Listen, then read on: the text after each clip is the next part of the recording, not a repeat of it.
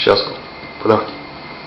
Ответ правому сектору от харьковчан. Вы, наверное, что-то перепутали, если решили наш город Харьков освободить от харьковчан.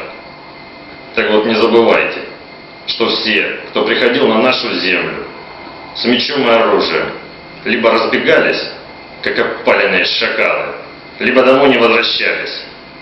Мы, Юго-Восток, к вам не лезем и не рассказываем, какие памятники ставить и на каком языке разговаривать. Но зная вашу подчиненность и исполнительность, мы вам скажем, что делать дальше.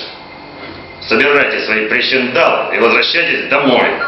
Передайте хунте, чтобы она забирала свои войска и Нацгвардии, пока еще большинство харьковчан настроены мирно. И перестаньте пачкать наш город и память дедов наших своей нацистской черно-красной символикой.